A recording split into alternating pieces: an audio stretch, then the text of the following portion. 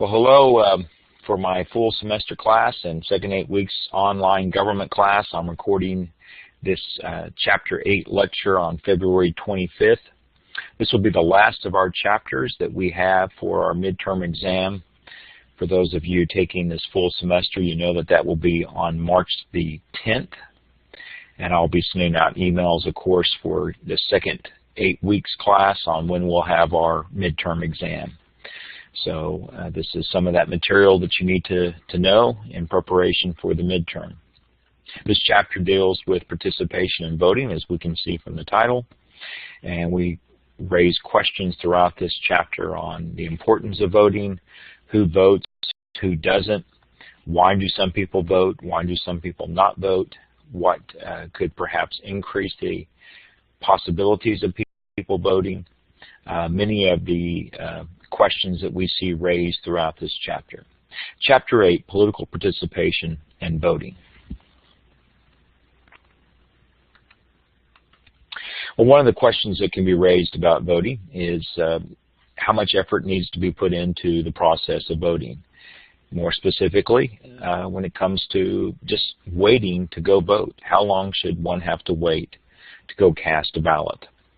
And so if you have to physically be there to cast a ballot, there might be opportunities for mail-in ballots, for example. But if you're there to physically mark off the ballot and put it in a box, how long should it take for that process to be completed? And some studies have shown that in districts where the majority of the people there are African American, the wait time is longer than in other districts. And so that's what this chart here is showing. So if you were able to look at a voting precinct, and you would have a majority of the people there that would be black, do they have to wait on average longer than voting precincts where people, majority of them there are white? And there are studies to suggest that that is indeed what does happen. You can see there, though, is what's also interesting about this chart is that there is some indication that those who have more money actually have to wait a little bit longer in line in their voting precincts than where people are don't have as substantial as income, as you can see here from this chart. Now, you know, the way to measure that, think back to Chapter 6 and the use of demographics. And so you would say this is the average income for people in this voting precinct. And from that point, then you would just take a sample and see how long people have waited in line. What that may tell us more than anything else is just how many more people in some precincts are more likely to vote. And perhaps those with more income are more likely to vote than those who have less income. And it could be for the districts that have more black voters than white voters. Maybe there's not as many precincts available, or maybe in these cases in the presidential election, as we'll show in some other areas, there was actually a higher turnout in many of those precincts. So that may explain some of the disparity there as well. But we do see that there are cases in which some precincts people have to wait longer than others. So when we look at the issue of voting turnout, that's the percentage of eligible individuals who actually vote. And to be qualified to vote, you can see here that you have some basic standards that have to apply for all people. U.S. citizen, have to be over 18, not convicted of a felony. Now that varies in states on whether or not you ever have that opportunity to vote again if a person has in fact been convicted of a felony. Then there may be situations in which there has to be some standard to determine if a person is mentally competent. A state resident, that varies among the states. Think about Chapter 3 on a couple of these bullet points on federalism, who in fact is qualified to vote based on somebody's past criminal record. That some states a person would get that opportunity to vote again, where in other states that would not happen. And then to be a resident of the state, it varies among the states on how long a person has to live in the state to be qualified as a resident. Now notice here in voter turnout, ways of measuring turnout is certainly one of the variables that's measured in many ways in political science. And there's always some different questions raised in that area. Take, for example, the Democrat caucus on February 20th. You had, in 2016, you had 80,000 voters. And the interesting point about that is that 2008, there was 120,000 voters. So 8 years ago, when you had an open ballot, Hillary Clinton against Barack Obama, you had a much higher turnout than this time around. Again, an open seat, and not an open ballot, excuse me, an open seat, meaning there's no incumbent, no one who already holds the job. So we know that 22nd Amendment in our Constitution limits the president to 2 full terms, and so President Obama can't be on the ballot. So you have 2 candidates on the ballot this time around, 2016, Bernie Sanders and Hillary Clinton on the Democrat ballot for their caucus here in Nevada, and the turnout was lower. And added to that was the issue of what's called same-day registration or election day registration, meaning the day of the event a person can register to vote. So there was lots of reasons to think, with Bernie Sanders in the race and with election day registration, that you would have a high voter turnout, and it wasn't the case. There may be all kinds of reasons for that. Maybe there's not that much enthusiasm, as one perhaps thought. Maybe a lot of people believe that Hillary Clinton was already going to win. Maybe the weather wasn't good that day. There's always some different issues to raise. Perhaps more voters were participating in the Republican caucus, which took place a few days after this. But that's ways of looking at voter turnout and trying to explain the meaning of voter turnout. We can see also, when it comes to voting turnout, that we have some variations on some of our past presidential elections, roughly about the same, but we have seen an ongoing decline slightly in the last few years, where you had 60% in 2004, those who were qualified to vote, 62% in 2008. That's very high turnout, really. Those two were pretty high. In 2012, the turnout was lowered to some degree. But in 2012, notice that interesting shift, that proportionally, in a higher level of percentage-wise, a higher amount of voting turnout for the black population as opposed to the white population. So while the black population in America demographically is 12% of the overall vote, because of the higher turnout, equated to 13% of the electorate.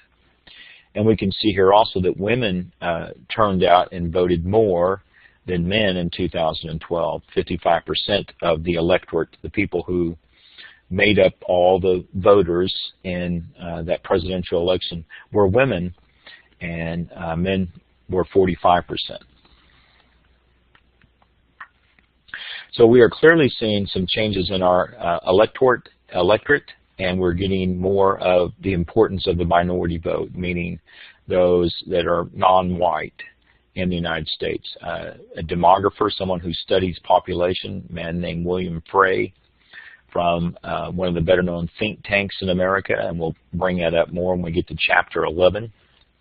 But William Frey observes here that in 2008, the 2008 election was the first year when the minority vote was important to electing a president.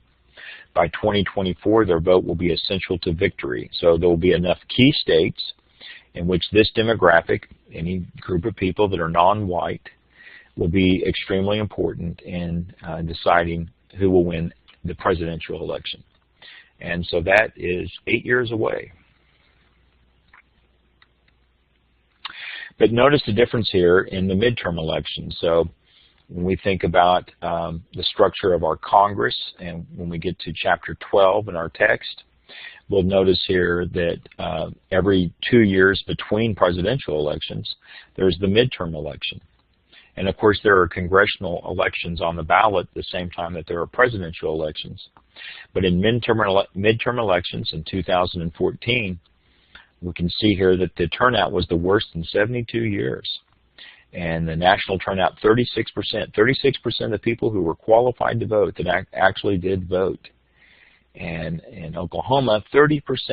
So it was only 5 states lower than Oklahoma in the midterm election. So we had one of the lowest voting turnouts in 2014. And consider that then. That means if you really have 2 people on the ballot, you get roughly 15% of the vote, slightly more than that, you're going to win. 15%. A little bit more than 1 out of every 10 people. If you get them to agree with you, then you can win an election. Get them to agree and go vote, of course, and you can win the election. Now, this also shows us here in 2014, and this is the percentage of the electorate. So just to once again emphasize that, if you just make up different ways of looking at the demographics here and just list somebody who goes and votes, their ethnicity, their religion, their age. And so this is focusing on age, for example. You can come up with several other standards. What overall percentage of the electorate in a midterm election would have been under 30? And those who were under 30, their percent of the vote in 2014 was 13%. Notice in the presidential election, those under 30, their percentage of the vote was 19%. So from 2012 to 2014, there's a 6% decline. And we can see here, though, that those who are over 65, when there's a low voter turnout, they're still consistently voting compared to the other age groups. And so those over the age of 65, their percent of the vote in the midterm election was 22%. And because there was a higher turnout among other age groups in the presidential election, that those who were over 65, their percent of the vote in 2012 was just 16%. So in the midterm election in 2014, those over 65 ended up with a 6% increase. And so there we can see that this is a case in the midterm elections where you don't have the consistency among all the age groups. And those who are older tend to be more consistent, reliable voters for politicians who are wanting to not only win in the presidential year, but also wanting to win in the midterm. That's who they turn to. So you can see how that may have some differences in the campaign strategies. It can have a difference in policies, have a difference then in maintaining particular votes. Some people who win in the midterm election then are able to have an impact on policy that those who only voted in the presidential election may not really support, but they weren't there for the midterm elections as well. So the consistency of voting has a strong impact on the outcome of our policies and our decision making here in the United States. And then also a key part about voting is how the districts were drawn before the votes were even cast. And so every 10 years we have a redistricting, and we also have reapportionment. Some states may lose congressional districts, others may gain. And you generally have state legislatures who are drawing out those districts. So for example, in 2012, overall, those who voted for people in the House of Representatives, there were more of them who were voting for Democrats in the House of Representatives. And yet, as you can see, that they got over 50% of the vote.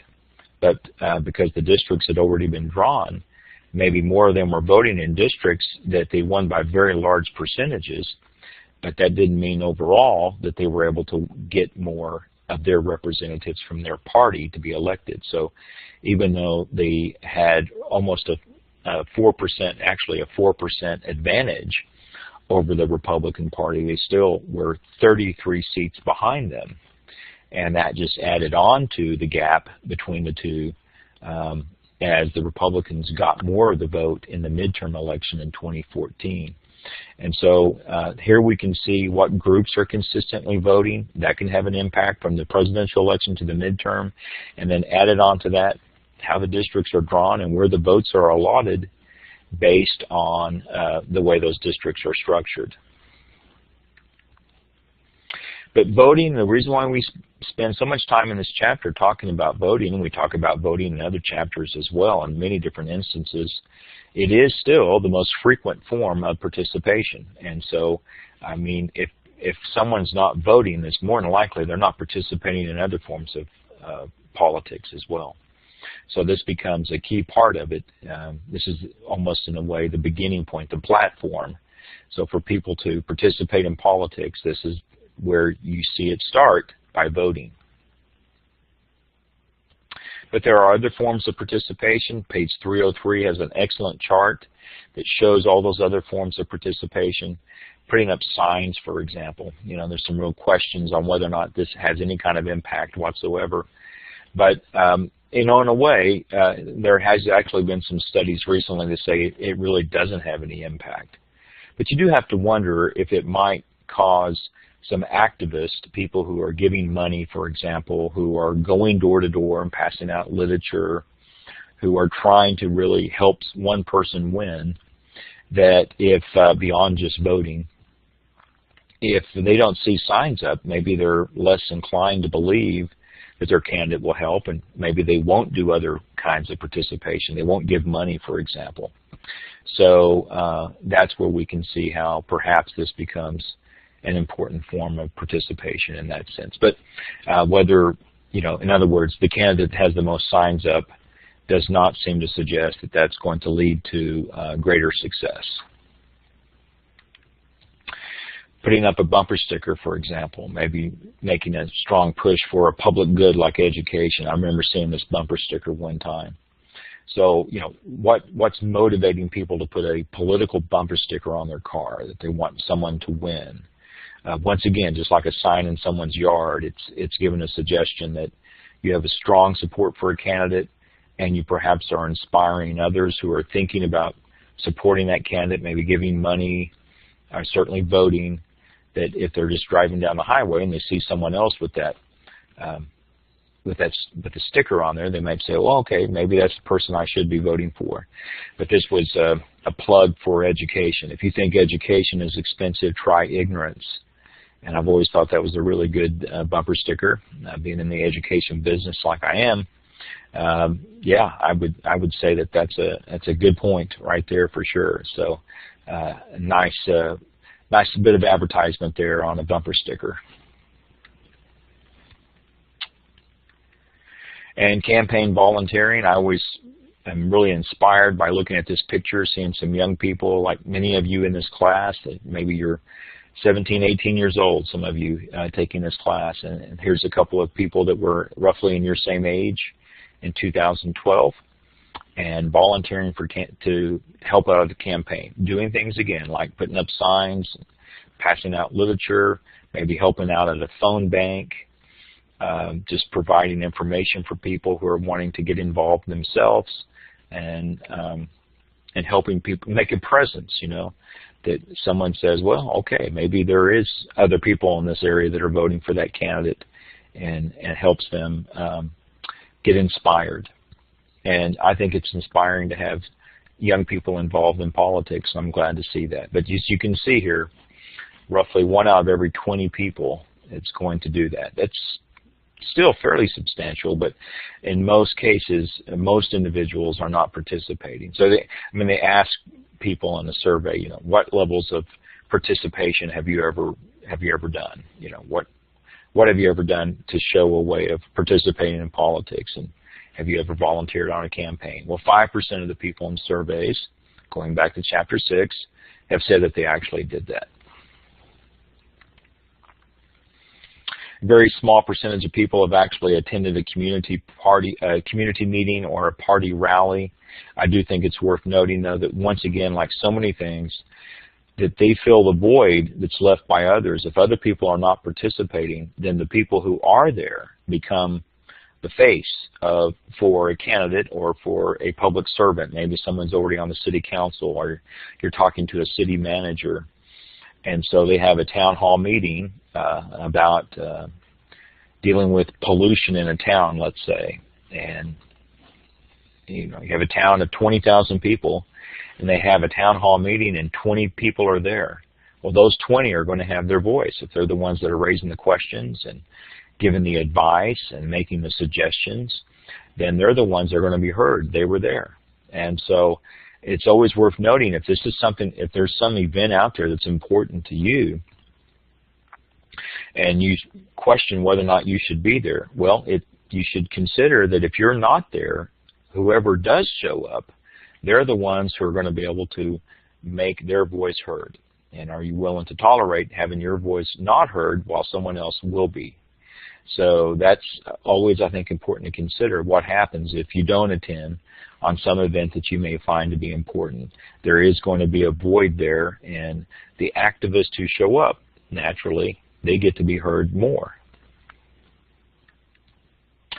So giving money, we can see here that there's plenty of people that don't really give money. Now, one of the interesting points about this is it seems like that there's people that have a tendency to exaggerate their participation in voting.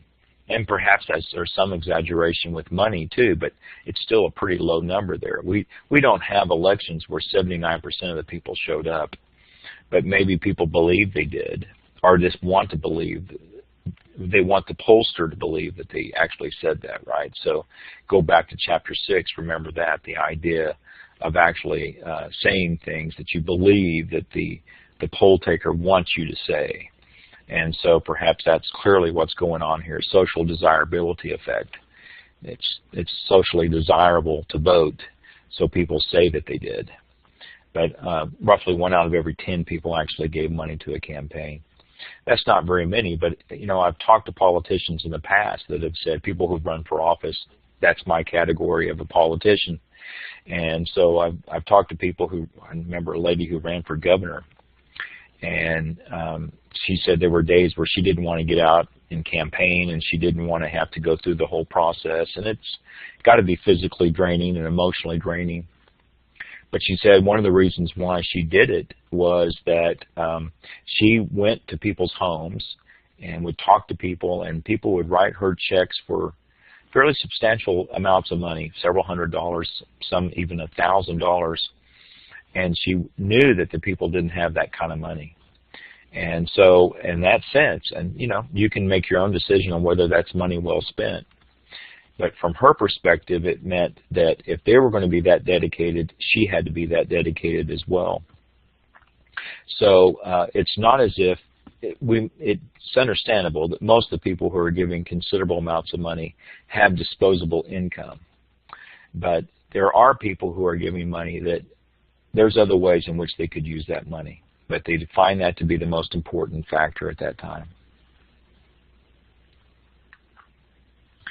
Notice here on page 331 about voting turnout, and we can see that our turnout in the United States is not that great compared to many other countries. Although I do think that it's worth noting that many of the countries that have a high voter turnout, certainly compared to the United States, have a high voter turnout because it's compulsory.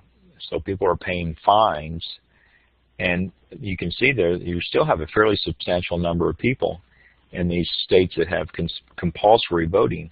They would still rather pay the fine than actually go and vote.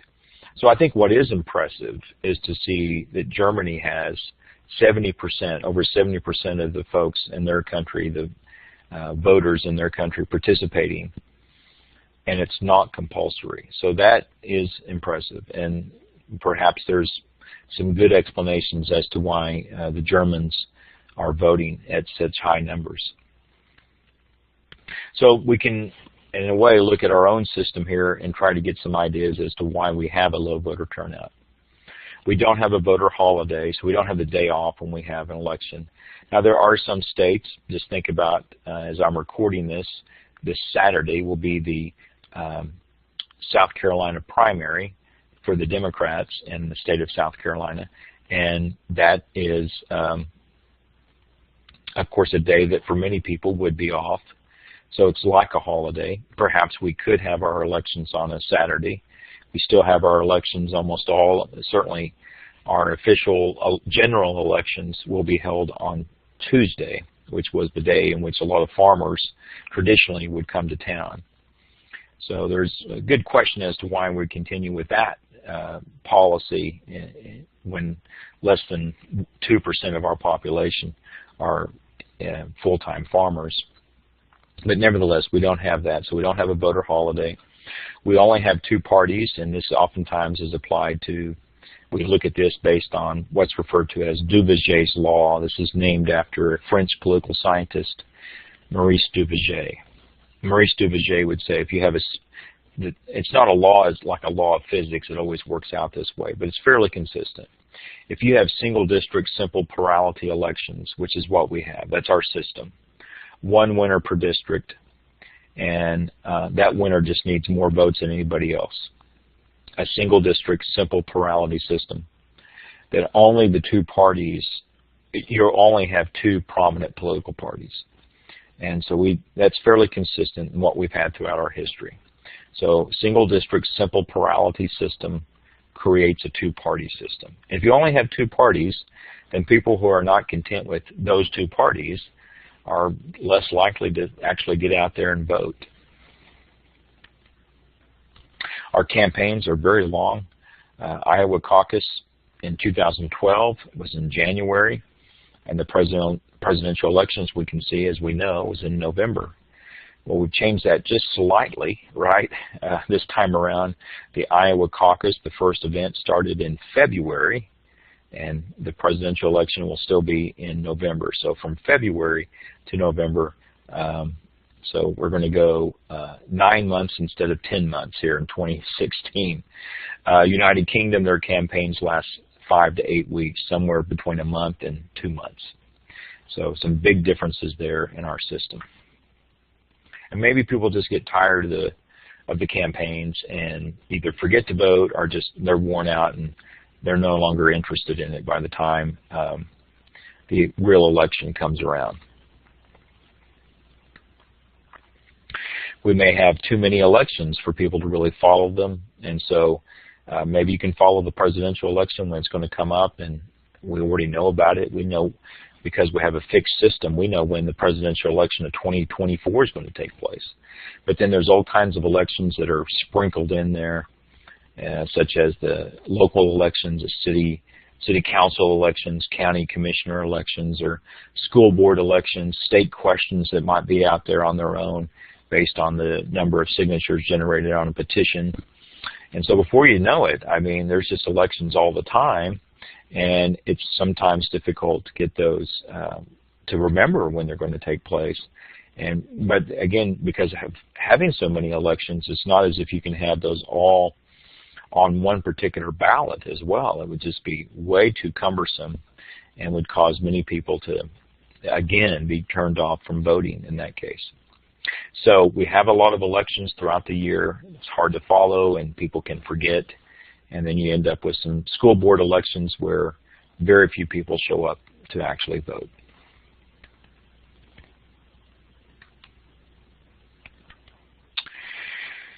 Interesting part here when we get into political parties, and that's what we'll be covering with Chapter 9. We don't really have a political party for the working class in the United States. I mean, not consistently. I mean, there are people clearly within the Democratic Party that would focus their campaigns and their policies that way. But the idea of having a shorter working week, greater funding and protection for jobs for people who punch a clock, these are what many parties in Europe are known for. So the party there on your left, SPD, stands for Social Democratic Party of Germany.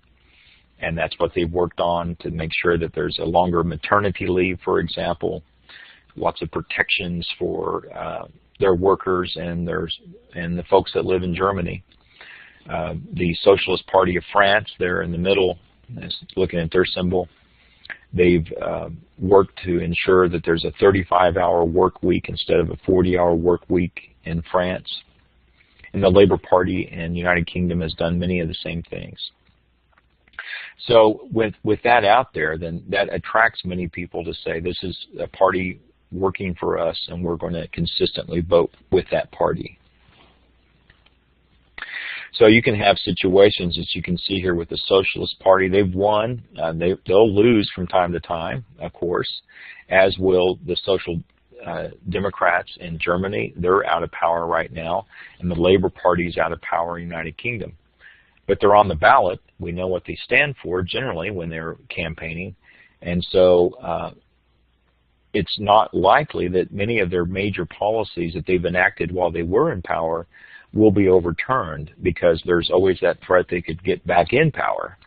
And so that's the benefit, as far as many voters in these countries are concerned, are interested in, to ensure that you have alternatives on the ballot like that. So, you know, what's our party of the working class? Well, President Obama is a Democrat. In many ways, we consider that party of the working class. But he supported the Trans-Pacific Partnership along with congressional Republicans. And so this is a free trade agreement that is believed by many, especially those who represent the working class in America, that it will cost jobs among people in the working class. And so blue-collar jobs, factory jobs that will be gone and will be sent over to countries such as Malaysia and Vietnam, Indonesia. So where's the party of the working class, right? And so the way of looking at class, this comes from a definition here that is fairly consistent. Self-identified working class voters are just a way of remembering this about this group of voters. Self-identified or potential voters, self-identified working class voters in the United States have a lower voter turnout than in other democracies. And so perhaps it's because there's not a consistent political party representing their interest in that case.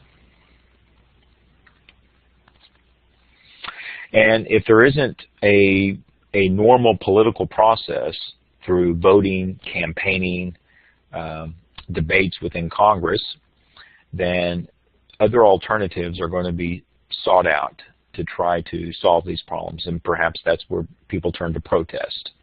Protesting, in this case, Wall Street, for example. If they don't believe that there's one political party that will, again, consistently serve their interest and their needs, then another way to go is through protest.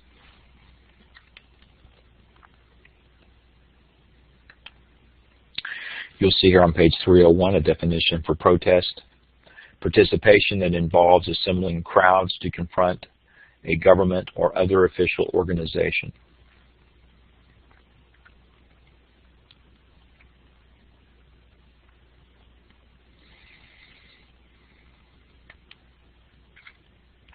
So again, as we can see here, and we started this lecture by looking at the 2012 presidential election as opposed to the 2014 midterm election. And here we can see that older Americans are, again, think of the term consistency. I've said that a lot throughout this lecture. But no doubt about it, the older Americans are more consistent in voting. And so think about how that may structure our political system, may it structure our policies in our government. We can also see that those with more education are, again, more consistent when it comes to voting. Now we can see the gap between black and white America. There's not much of a gap now, and so that's interesting to note. And so we do have other ethnic groups that are not voting at the same levels. And that can have some disparity, again, in our public policy and our strategies among the two political parties. There is some difference among men and women on which political party they support, and that has some impact then on voter turnout and the outcomes of elections, of course. So women on average support the Democratic Party, men on average support the Republican Party. Again, the key part there is on average. So we know that there's certainly women who support the Republican Party and men who support the Democratic Party. But that's a way, again, of looking at consistency and the patterns from that consistency that create the gender gap.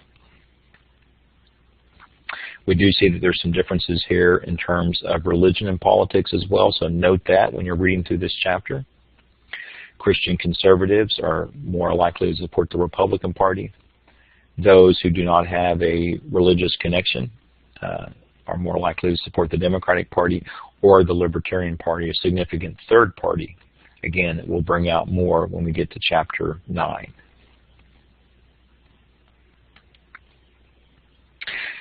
Again, think about chapter 16. This is a bit dated for sure, but it's interesting to note the differences in our society and what that then may mean in terms of our politics and the strategies within a particular election. So those who are very religious, and again, you have to perhaps go into some of the standards set by the survey, how often someone goes to church, how often someone reads the Bible, what they think of the Bible in terms of how they interpret the Bible. But you can see there that whatever standard they come up with to determine very religious, Republicans are getting more support than Democrats among that group by a pretty large number. Those who are non-religious, again, think of the same standards, how often going to church, if ever, reading the Bible, if ever, on down the list. And so the non-religious, by a very large number, are more likely to support Democrats than Republicans.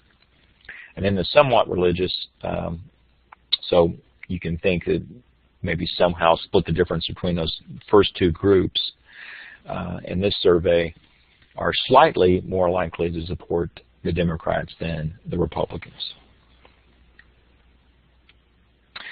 But when you ask people this, and again, maybe that's what people say, whether that's consistent in what we see on Sunday or Saturday, depending on the religious organization, I guess, do we see that many people actually turning out to support religion, or do they just identify that way?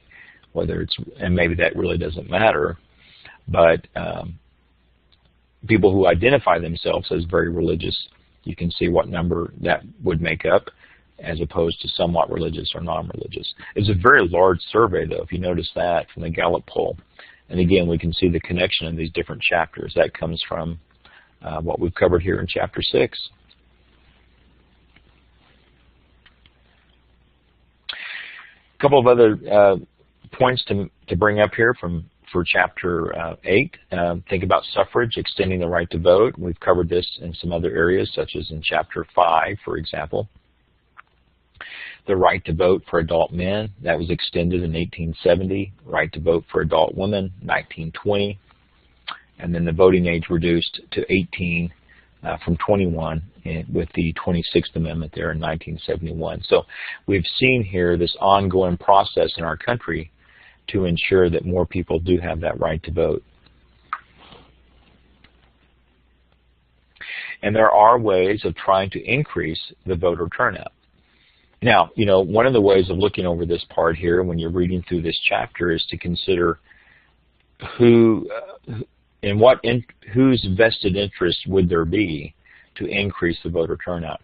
If I am already holding onto an elected position, do I have that great of a desire to try to extend or expand voting turnout? I may be pretty comfortable with the turnout as it is, but here you can see that there are ways to try to increase voter turnout. Register and cast ballots on election day, have ballot mailed to registered voters' homes with a permanent absentee ballot, and then early voting may allow people to cast a vote at a polling place or by mail before the election. All right, well, that's where we are with chapter 8. We'll be turning our attention to chapter 9 in our next recording on political parties. And again, let me just mention that this is the last of the chapters that we'll be covering for our midterm test that we have coming up on March the 10th for the full semester. And again, look for the emails for my second 8 weeks classes on when we'll have our midterm. All right.